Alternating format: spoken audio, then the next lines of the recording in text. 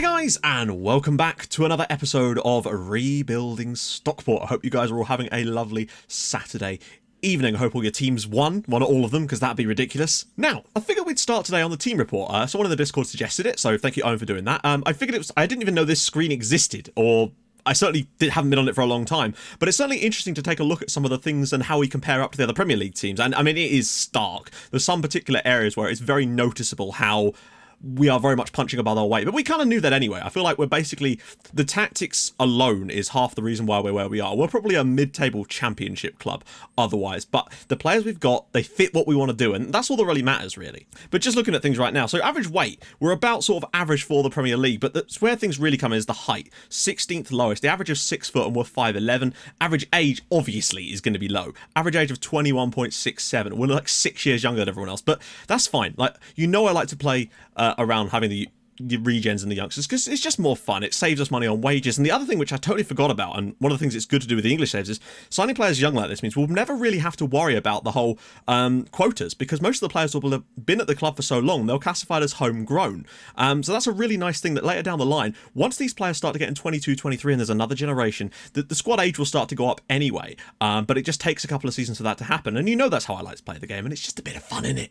Average player value, and obviously the wages are way down low. Now, obviously, you could see that, for example, with goalkeepers, we were okay in some areas, but kicking, handling, one-on-ones and throws, we are the lowest in the league. So definitely a goalkeeper. I'm still not going to bother trying to find one in January. I feel like we can make it to the end of the year so I can have a proper look and bring in someone maybe for a bit more money. Maybe try and move Louis Molden on as well to help fund the deal. As for the defence, again, you can see that jumping is all right, but again, tackling, heading, like, we don't have bad players for this, and this is accounting for everyone. So obviously some of them are going to drag the percentages down, but then that applies to the other teams as well. You know, average of 13.48 and ours is still down at 11.8. But again, with the young players, it's going to take a little while to build this up. And I still think if we stay up with this team, then that's a miracle, frankly. Midfielders, again, it's a similar kind of struggle. Long shots were okay on, but still not good. That's still 19th. Like, 16th on vision. You know, passing is still very low, interestingly, even though that's one of the stats I look for. But again, it's because they're so young. They've got time to grow into their bodies. Attacking-wise, things aren't quite so bad, and you can certainly see that's why one of our strengths is our attack, because we're certainly vastly better on attack. We're actually the 4th highest jumping reach on attackers. The only real areas where we struggle in attack is the anticipation. And again, because that's a mental stat, the young age is definitely an issue. When you look at the mentals, bam. No huge surprise there. Younger players' mentals are generally a lot less than older players, so we're always going to struggle here. But it's just interesting to take a look. Dear John, I'm very sorry for that tackle. I didn't mean to break your femur. It was jokes. I have used my clout in the dressing room to convince Regan Booty to give you all the bangers and beauty of the booty you would desire. I can only wish you a speedy recovery. Regards, Bruno Bridges. P.S. I'm currently retraining as a right winger so I can have your spot in the team. I'm just keeping it warm for you, like friends do. Whoever created this account, bravo, bravo. For a moment, I thought you were going to say that Okora had been transferred. And I was like, oh shit, here it comes. This was almost as bad, I guess. Well, I guess you could say that he has been transferred from the training ground to the hospital where they could try and put his leg back together with lollipop sticks. Anyway, we've had a couple of games off camera and things have actually turned for the good for once for us. Hopefully we can keep that going today. Admittedly, Man City, so you know. Also, there has been an update. It doesn't appear to have made any changes. The only thing I've noticed that's different is that they're now closing down short corners a bit more efficiently. That's the only change I've noticed. So fresh off the back of that defeat at home to Liverpool, we went out to Craven Cottage and got ourselves a victory. And I feel like this was a deserved one. Bear in mind as well, this was without Booty or Kubat. So we definitely had to bring in some players. Boskovic played in this one, Puimal and Davidson in the midfield, and we did a bloody good job. Fulham took the lead massively against the run of play. We had the opening stages of this game sewn up, but Mariano Sanchez, the ball was whipped into him and he had 3 players in front of him and he was just able to arrow the ball through and we went 1-0 down. Thankfully, Josef Baiza, who's been on a good goal-scoring form lately, equalised for us on 21 minutes. We then got very, very lucky with the goal that put us in front just on stroke of half-time. The ball was whipped in by Kit Kat, I think it was, and it just hit Max Aarons as it went across and went straight into the bottom corner. Second half, we just sort of shut up shop and stood there and got the victory at Craven Cottage. It was nice. That's actually, you know, we got a win at Brighton and we got a win at Fulham. We're getting a few away wins now. Just want those clean sheets. As you can see, Ivan Dimitrov, yet again, was an absolute phenom in that position. He is a world beater for us at the moment. He's definitely one of my favourite signings of the summer. Kit Kat, a little bit iffy on, but he's starting to improve slowly. And next up, we hosted Leicester. And to be fair, Leicester have been pretty decent to a point, but they've started to slowly slide down the league. I don't think they'd won in like 7 matches coming into this, and they certainly weren't going to get anything playing like this. So this is a weird one. The opening 25 minutes of this game, we did nothing. Leicester had all 3 of their shots and the 2 on target, as you can see, in that first 25 minutes. They were at one point up to 67% possession. So I made a couple of little changes. We get stuck in. We changed, I can't remember what else we changed. Oh, we marked their inside forward. We stopped walking the ball into the box. And after that, we were just an absolute phenomenon, creating chance after chance after chance. And eventually, one of them paid off, and it was Josef Bajza again. I think that's on to 8 or 9 for the year now. He's looking much, much better, really starting to come into himself. But a 1-0 win, the nil being the really important part of that for me. And again, another fantastic man of the match performance from Ivan Dimitrov. He is looking phenomenal. And that leaves the league looking like this. And despite winning back-to-back games, we haven't really moved a lot in terms of our positioning, but what we have done is put a massive gap over the teams in 5th, 14th and downwards. There's now a 7-point gap between 12th and 14th place. And that's what I really wanted to do. And it's not like some of those teams have got games in hand, but not a lot. And also 9 points over the relegation zone. We've kind of managed to get ourselves into that mid-table group now with 22 points from 20 matches. That's really helped. And as you can see, Ivan Dimitrov, 6 assists, is the 3rd best assister in the league so far. And he has been, shining star for me. Right. We've got 2 games today. One is away at Manchester City and one is against Stoke City, who are above us in the league. Now, obviously, we've got to expect to lose to Manchester City, but I still wanted to show you the game because we needed to see at least one game against them this season, didn't we? Allegri is now managing Manchester City. Oh, and I flipped the away and third kits over because I know somebody pointed out that they were in the wrong order, but that's been fixed now, so don't worry about that. So, unfortunately, suspension for Dimitrov, and of course, Roussel needs a rest because when does he not need a rest? We're going to have to get him like a sleeping pod on the bench. So, Andy Davison has got a cold, I think, and I had to send him home. So we might have to start Kubat and Hume in those positions with Booty in behind. Dimitrov, it's a shame he can't play, but at least we've got Vash on Nerfville. And, Kit Kat's not looking great either, but then is Misic really what we want? You know what? I'm going to do it. I'm going to put Bruno Bridges in at right back today. You said you wanted it, son, so here's your chance. Do it against Manchester City. Prove all the haters wrong. And, of course, Molden in goal. Just occurred to me, that's not the system we're going to play because I haven't actually looked at Manchester City yet.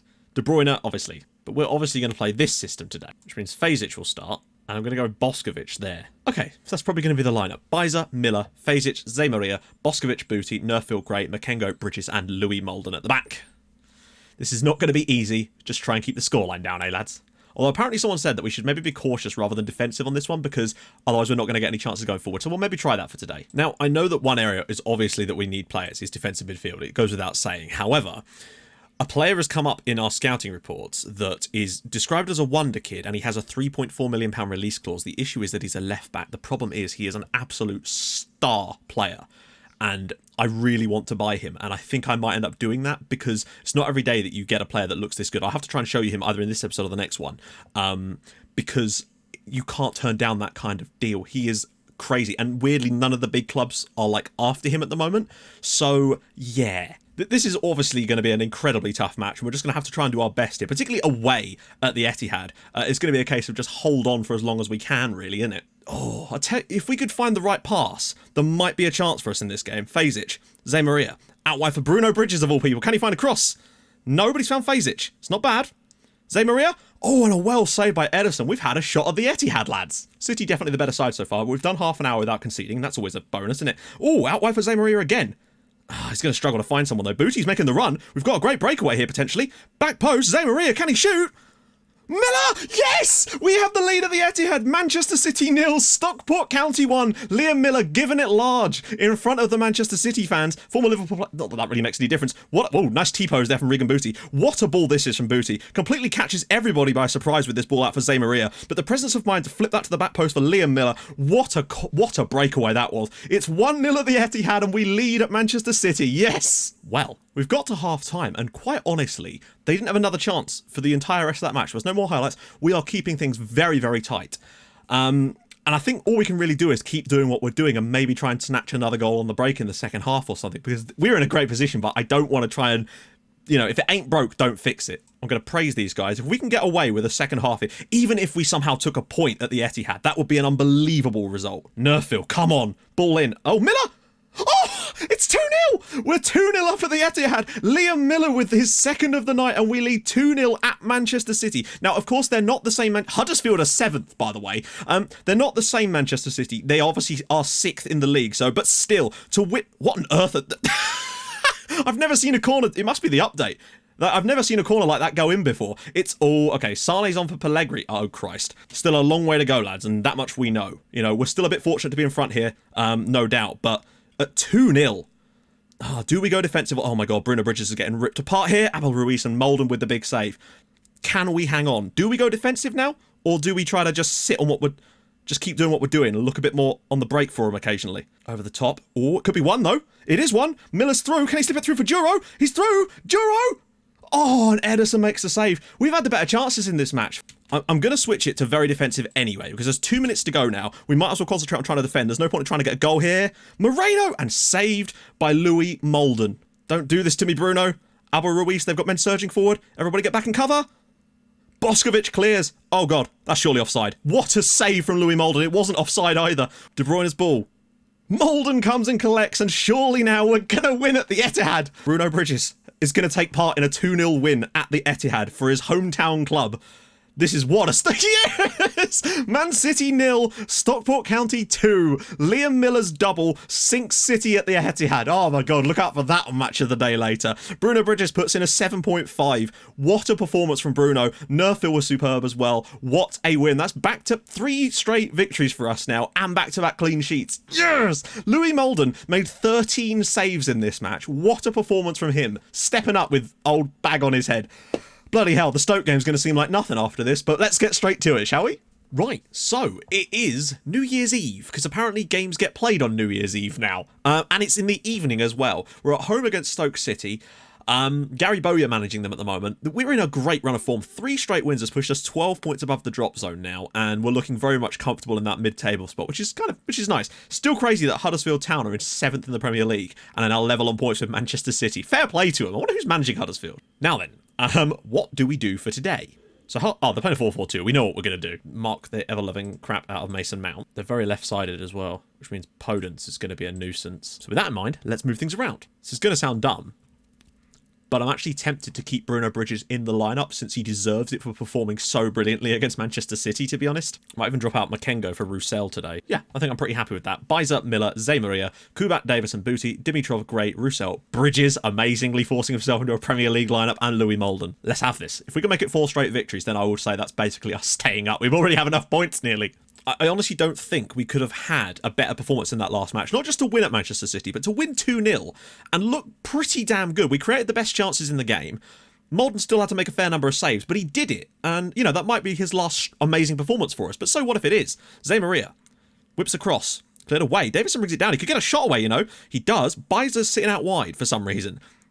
Gray. Davison on edge. Go on, have a shot, David. So, Andy Davidson, 2 minutes in, slots it in the bottom corner. He's back in the team with a bang, and now we lead at home to Stoke. This is wonderful work here. Just setting things up on the edge. Stoke are completely set, but they don't close down Davidson fast enough. Sets it out of his feet, and that is a long way out for an absolute daisy cutter in the bottom corner. It's 1-0 to Stockport, and we lead again. Yes! Molden looking long. Bizer could maybe win this. No, he can't. Mason Mount. Look at Mason Mount. He's really struggling. Zaha. He's going to have a little run at this. This is where we need Regan Booty, really. He slips it through, and Molden comes up big again. Butland's long ball down the pitch. I'm sure at some point we're going to slip up. You know, that's undeniable. But if we can get through one more game and keep this run going one more, I would be ecstatic. Davidson. Oh, Zé Maria could have been in there. Bruno Bridges. Whips it to the back post. Bizer's all the way through. And Bruno Bridges now has an assist in the Premier League. It's Stockport 2, Stoke City 0. And we look bloody fantastic at the moment. I don't know what's changed. The team is the same. Or is it? I mean, tactically, have they got used to the style of play? Or is it just the Bridges factor? What a ball in that is. I mean, it's not even that good. The goalkeeper's just dreadful. But Josef Bizer, nearly into double figures for the year. We're 2-0 up at home to Stoke after just 15 minutes. This is amazing. Kubat, that midfield 3 is really getting something now. Dimitrov, can he dig out a cross? He does. Bizer's header. Oh, couldn't quite get to the rebound. Well, I mean, that's basically the perfect first half. Goals from Andy Davison, Josef Bizer. We're 2-0 up over Stoke. Let's just see this game out. Also, I didn't realise you could actually select and just do the entire team like this, so thanks to Lee for pointing that out. And we've won the ball. Booty. Bizer, can he get a shot away from there? He might. Saved by Jack Butland. We could do with a third goal just to ease the nerves a little. We're going to do it. We're going to get another clean sheet. Won by Bruno Bridges, and that is going to be it, surely. Bruno Bridges, what a man. What a performance from him again tonight. We're going 9th in the Premier League, but yes, we've done it. Stockport 2, Stoke City 0. We deserve the win. We were fantastic on the night. Andy Davidson was brilliant, but Bruno Bridges gets an assist as well. That's 2 games he started in today's episode, and we've won both of them, scored 4 goals. I mean, we've won 4 in a row, and we've not conceded in our last 3. Louis Molden, what a man. He's made some big saves in these games too, less so in this one. That is just unbelievable. We are flying at the moment, and Bruno Bridges is keeping his place until he starts to perform badly. Fair enough, Bruno. And all of that leaves us 9th in the Premier League. We've got 28 points on the board now. We're currently sitting, well, what's that, 15 points above the drop zone. Those wins have basically just kept us in the Premier League. I figure, why the hell not do a nice big chunk of games off camera, because I know we want to move through the season a bit more, and come back for Manchester United away, the champions at Old Trafford, and test our mettle there. So we'll have Norwich in the Cup, we'll have Spurs, Crystal Palace, Wolves and West Ham off camera, see what we can do, and come back for Man United, and obviously Regen Sunday tomorrow too, so that's going to be fun. I've got some quality ones to show you. Anyway, if you've enjoyed this episode, and I hope you have, because I've had a bloody lovely time. What about those for results lately? We've really picked things up. You know, that's 4 in a row, but not only that, that's 5 wins in our last 7 league games too. We've really stepped up the work rate, and that's great. Anyway, yeah, drop a like if you've enjoyed it. I hope you have. And if you're new to the channel, hit that subscribe button. That'd be fantastic as well. And I'll join you guys in the next episode for possibly the toughest game we'll have all season, away at Old Trafford. If we can win at the Etihad, maybe we can win there too. Although with the form they're in at the moment, it seems unlikely. Anyway, I'll see you guys soon. Thanks so much for watching. Bye-bye.